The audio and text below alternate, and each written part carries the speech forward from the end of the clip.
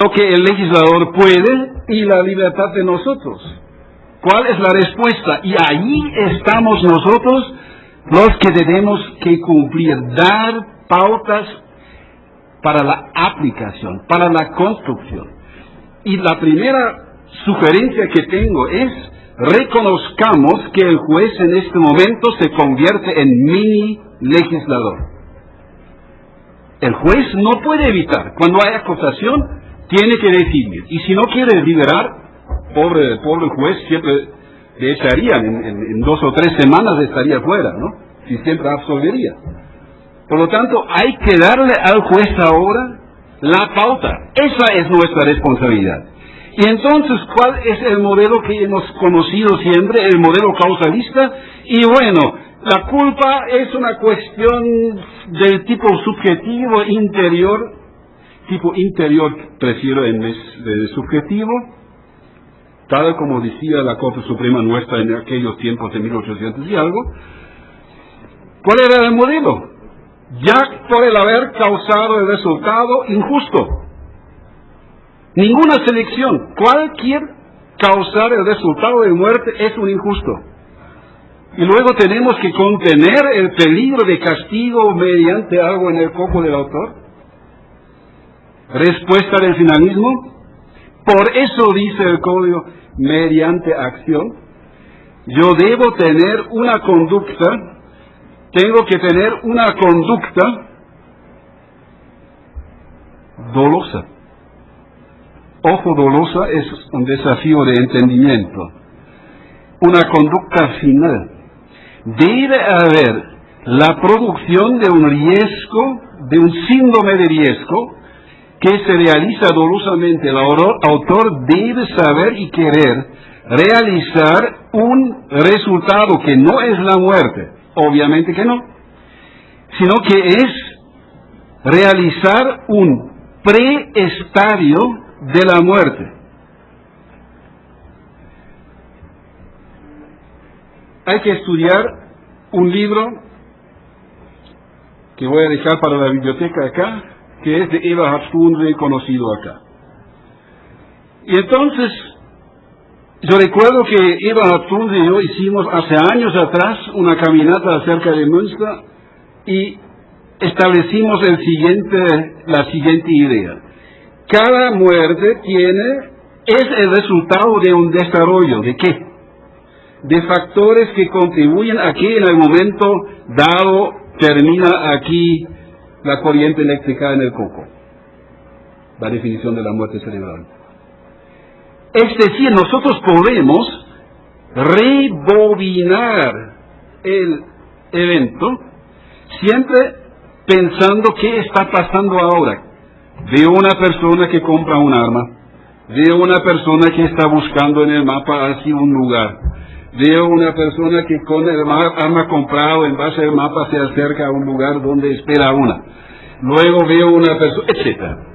Siempre hay un nexo causal que es al mismo tiempo una cadena de situaciones de las cuales podemos decir ya ex ante van a contribuir de esta u otra manera a la muerte que luego va a acontecer. Y entonces, ¿qué es el hecho punible culposo? Nada más de cortar la cadena causal en algún momento en el cual decimos, si tú causas tal síndrome de riesgo que se puede convertir en la muerte, ya te castigamos. Y no tenemos problemas en castigarte porque estos elementos son objetos de tu mini dolo, de la finalidad. La producción de un automóvil es la producción de un arma letal, ¿no? ¿Cuántos muertos tenemos? 10.000, 8.000, menos ahora, 6.000, hemos reducido. Pero la producción de un automóvil, por lo tanto, homicidio culposo, inevitable es así, ¿verdad? ¿Y de qué depende esto? Que nosotros tildamos la conducta mini dolosa, producción de un elemento letal, ¿no?, en el tránsito terrestre, de típico. Decimos, no, señores, adecuación social. Si no tenemos fábricas que producen no sé qué marca, entonces no hay tránsito. Aquí tenemos el caso en el cual el ser, producción de un elemento letal por un lado, y el deber ser, se prohíbe o no se prohíbe, se conectan para conformar el hecho punible culposo.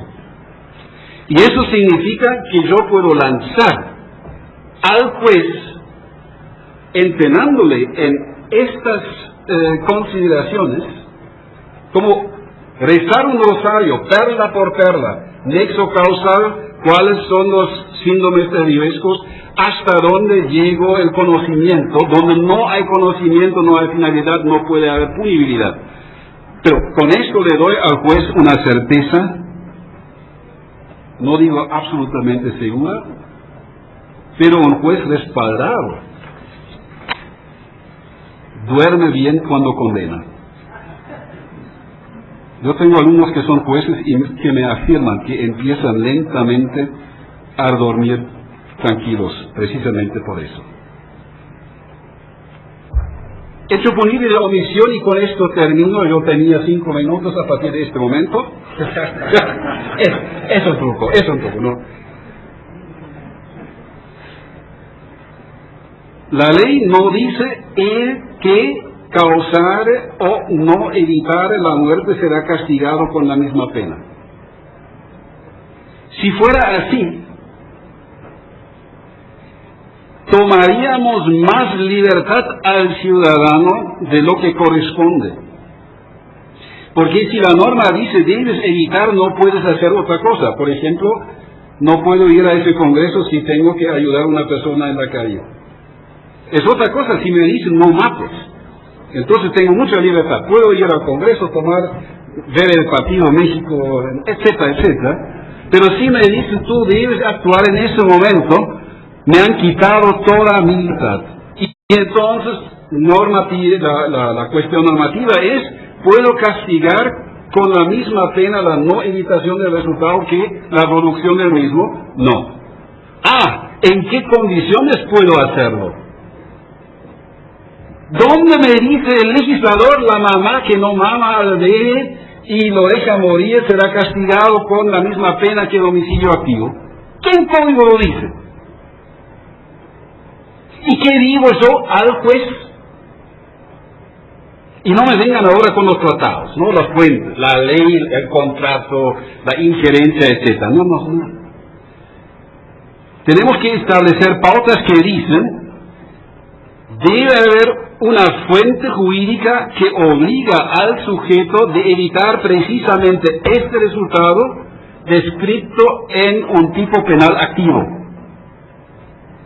Y si tengo, ahí ya se desmenuzan muchos casos, si tengo esa fuente y esa regla que obliga a evitar el resultado, puedo preguntar si la violación de esta norma, que ahora es un precepto, un mandato, vale lo mismo que la prohibición, a la luz de lo que había dicho, que la violación de una prohibición siempre pesa más que la de una omisión. Si esto puedo convertir en reglas generales en un código, habríamos solucionado un problema práctico más de lo que estaba hoy el objeto de mi conferencia, el desafío que plantea la relación entre el principio de legalidad y la dogmática penal.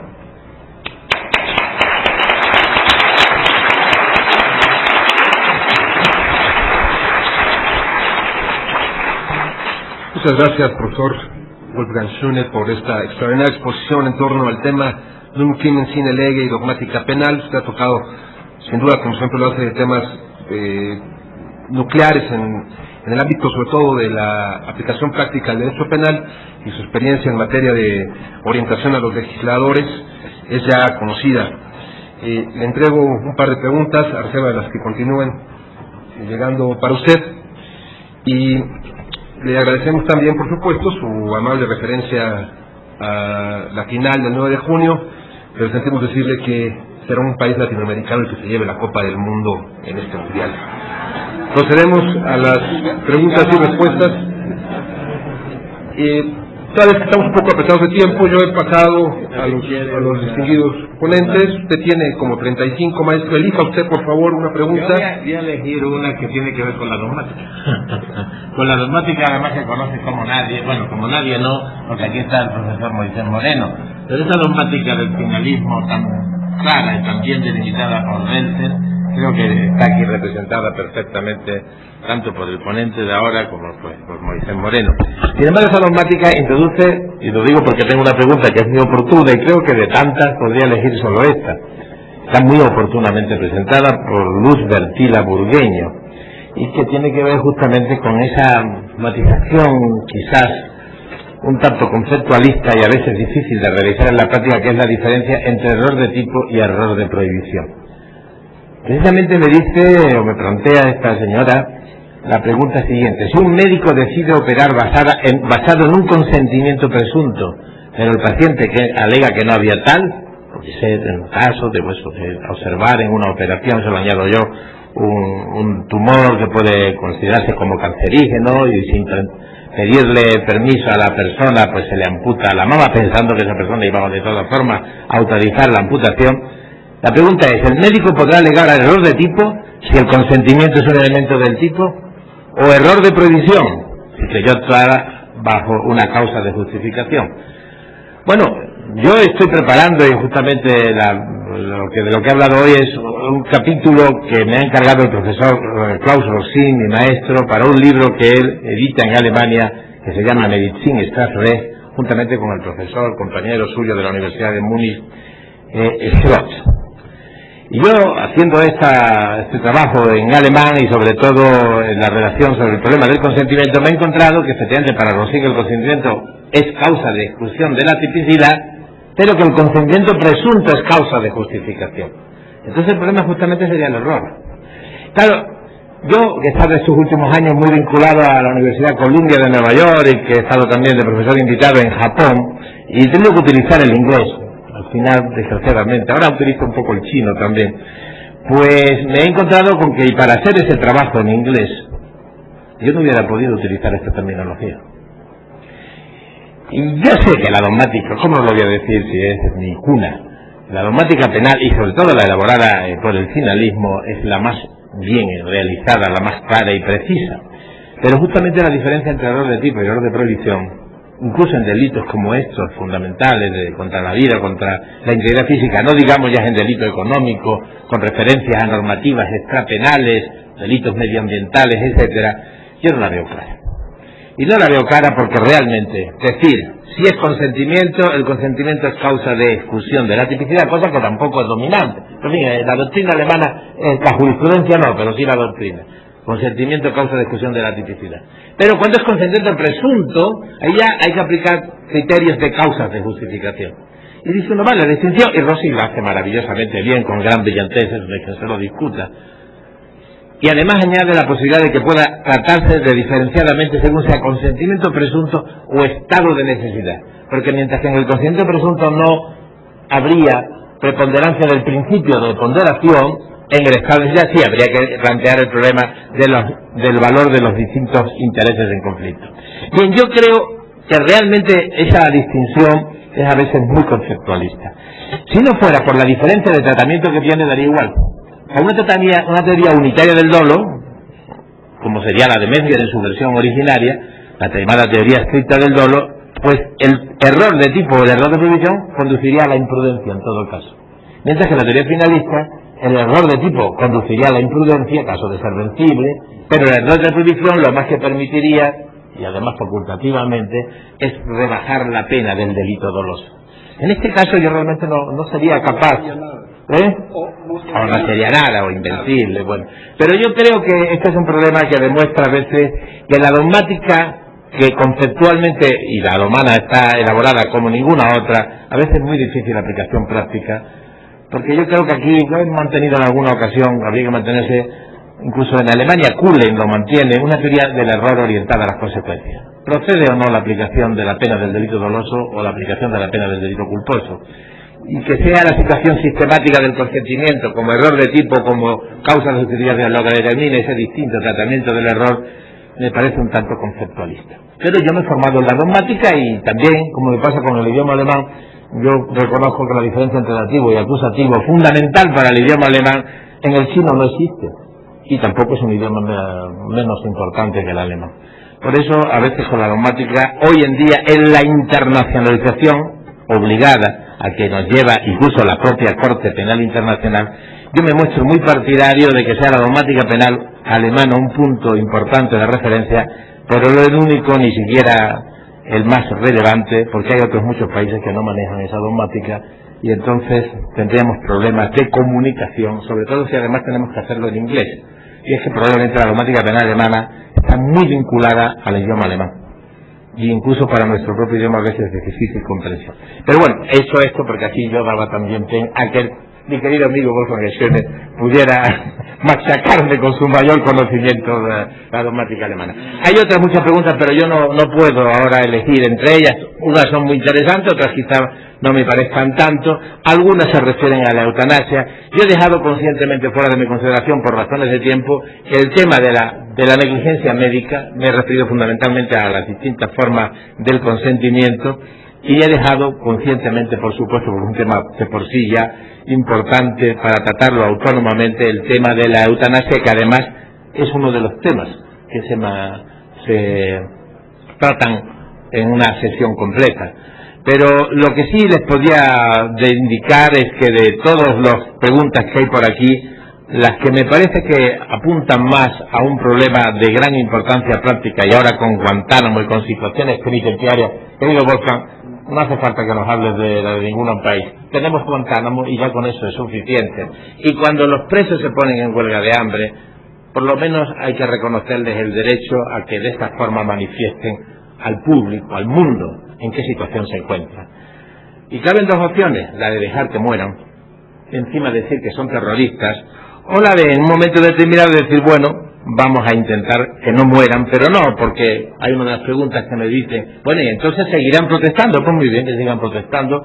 Rocín dice, por lo menos lo ponemos en situación de que vuelvan a decidir, porque ya no sabemos en esa situación ya de punto de no retorno y de pérdida de la conciencia, en qué situación, qué decisión sería la que verdaderamente tomaría. Y recién utiliza aquí no la táctica del estado de necesidad, sino del consentimiento presunto. Yo realmente creo que mis compañeros también tienen otras preguntas, y creo que dentro del tiempo de que disponemos ellos también deben de hacer alguna precisión a lo que hayan planteado. Yo les doy muchas gracias.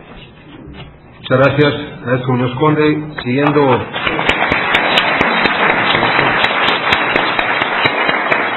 Efectivamente estamos apretando el tiempo. Respetando igualmente esta brevedad del tiempo, dentro del marco de las preguntas que veo, algunas muy interesantes. Por ejemplo, la comunidad internacional va hacia un único derecho penal o hacia característica de derechos penales inclusive en el mismo país.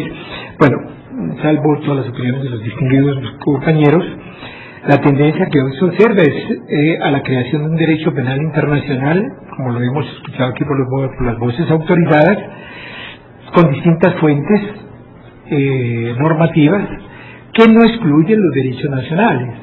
Llegan algún día, en la Constitución Penal colombiana se prevé justamente que el Estado tiene que respetar la multiculturalidad, las distintas etnias que hay.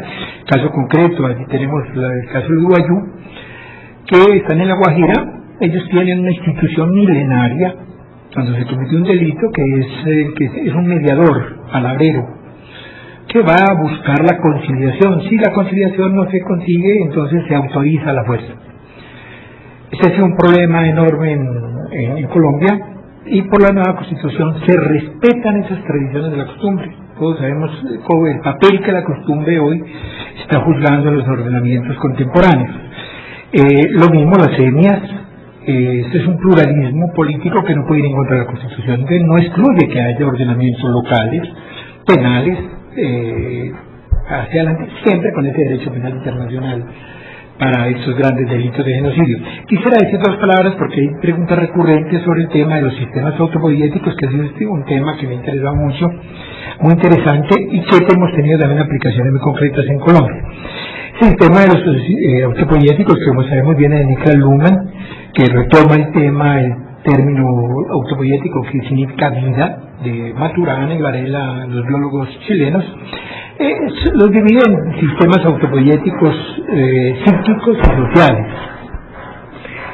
En un sistema funcionalista y en un ordenamiento jurídico, ¿qué aplicación práctica puede tener en Latinoamérica la autopoiesis? Si hacemos la distinción entre el sistema jurídico y el sistema social, compuesto a su vez de subsistemas, toda la teoría de Luhmann está apoyada en la teoría general de sistemas, en la cibernética, en las leyes de la termodinámica, como la reducción de complejidad, la homeostasis, la entropía. Todo sistema tiende a su equilibrio, a su estabilidad institucional. Esa es una crítica que, como sabemos, se le ha hecho el funcionalismo, es el carácter conservador tradicional que es incapaz de innovar. En estudios que se han hecho a los conocedores de un pensamiento tan complejo como Luhmann, con lo cual termino, hoy es unánime la concepción de que un sistema autopoyético con un buen manejo de hermenéutica jurídica, con un buen manejo cognitivo de dogmática, puede dinamizar un ordenamiento jurídico. Me explico, en Colombia la Corte Constitucional, que ha jugado un papel protagónico muy importante en la dinamización del derecho, y el derecho penal en particular, se han tomado decisiones por la vía de los derechos fundamentales para obligar al gobierno a tratamientos, por ejemplo, a enfermos de SIDA, que no los cubre la seguridad social, porque el sistema económico,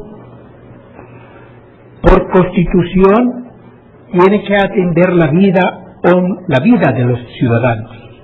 Entonces la Corte Constitucional ha hecho interpretaciones a través de los sistemas autopoyéticos, como en el campo de la educación, obligar al Estado a atender la educación primaria, la salud, la habitación, la vivienda, los servicios fundamentales, agua, luz, teléfono. Lo ha hecho con una interpretación dinámica, evolutiva, muy interesante a través de sistemas autopoyéticos. Para mirar los subsistemas, usted sabe que el gran sistema social está compuesto en la estructura de Luhmann de subsistemas como el sistema de educación, el sistema religioso, sistema educativo, sistema de recreación, sistema de salud, etcétera, etcétera. Entonces la Corte Constitucional, por vía de la interpretación y partiendo de la Constitución, ha hecho esas interpretaciones dinámicas de la ley.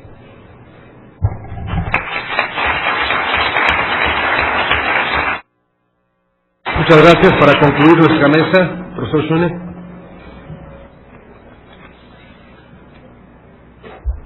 La búsqueda de los presupuestos necesarios del derecho es la definición de la dogmática que aquí se insiste a preguntar.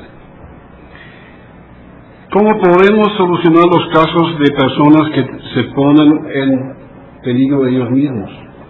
Como el famoso drogadicta que dice dame la dosis, ¿no? Y luego se muere de ella. El tema es, la causación naturalmente es la venta. La cuestión es si yo vendo a un drogadicto, tengo el conocimiento que esto puede convertirse en la muerte o no. Si lo sé, es hecho punible doloso de homicidio, punto.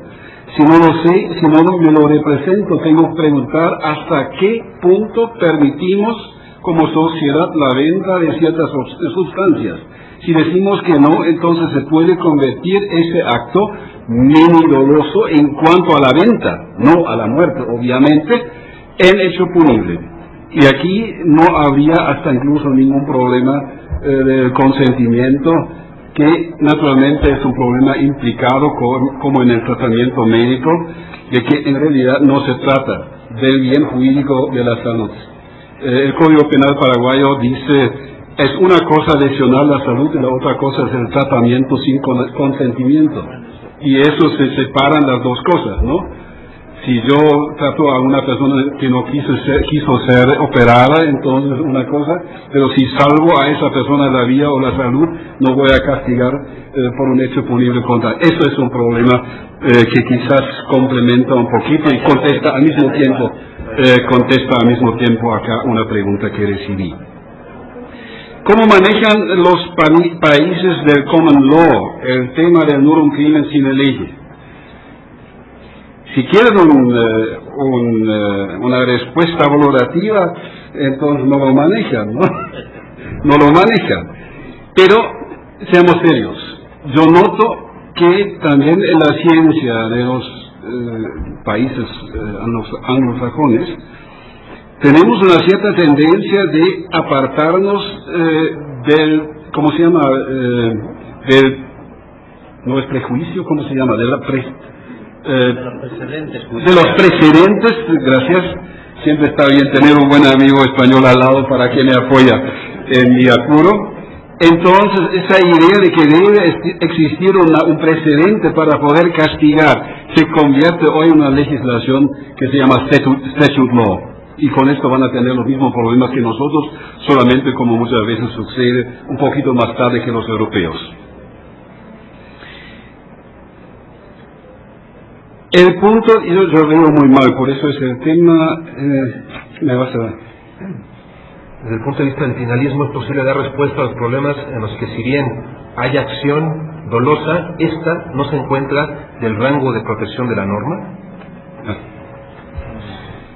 Se refiere, si lo concibo dogmáticamente, como el tema de la acción descuidada que viola una norma de conducta y la relación con el resultado que acontece. El libro que voy a dejar de estudio aquí para la biblioteca tiene una respuesta que es magnífica, que dice: en el momento cuando el resultado acontece en el ámbito de la protección de la norma, que es el ámbito de la protección de la norma, debe haber la ley causal, la ley física que ha motivado la prohibición. Si el resultado acontece, ¿no?, en base a que se ha realizado la eficacia de una ley causal, que era el motivo de prohibir, entonces yo voy a condenar, y si no, voy a no condenar. Así de fácil y así de complicado, ¿no? A mí me encanta aquí una pregunta que en realidad la voy a llevar a mi país porque es una muy buena observación. ¿Me vas a leer, por favor? Usted ha señalado que comparte la idea de que estuense de que todos los delitos son dolosos. No hay culpa, sino dolo de imprudencia. Pregunta: ¿ello significa que Hegel tenía razón? ¿Los hechos punibles solo pueden ser voluntarios? Muy bien, así es. Fabuloso, lo voy a llevar, nunca lo hubiera pensado, pero he aprendido algo gracias al compañero o a la compañera que ha... ¿Quién fue? Muy bien, muchas gracias, buena idea. No, el mini dolo del cual estoy hablando es nada más que la voluntad de Hegel en el parágrafo 13 de su filosofía del derecho, si no recuerdo mal. Y ahora la última, que realmente es preocupante. ¿Qué hacer para que el legislador cumpla mejor su trabajo?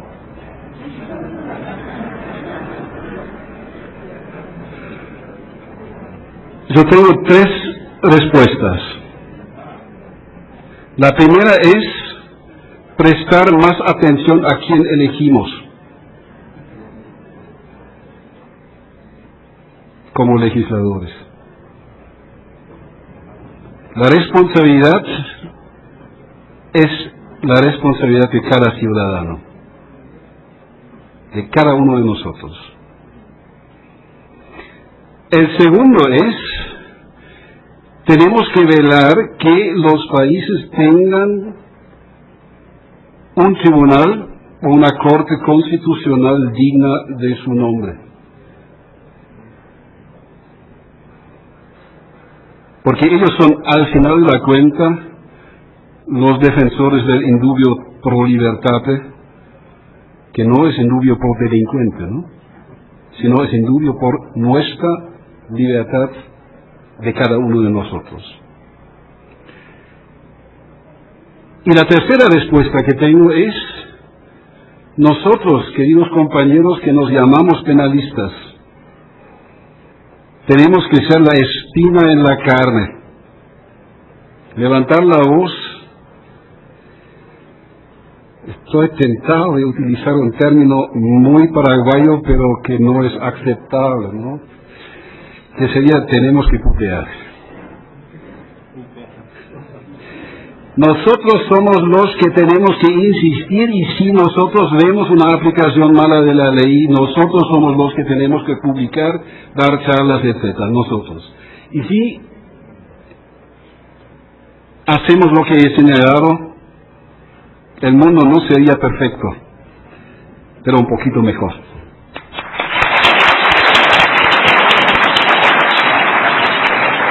A nombre del Instituto de Investigaciones Jurídicas, les agradecemos a don Francisco Muñoz Conde, a don Abelardo Rivera Llano y a don Gulto Alzune en las extraordinarias ponencias.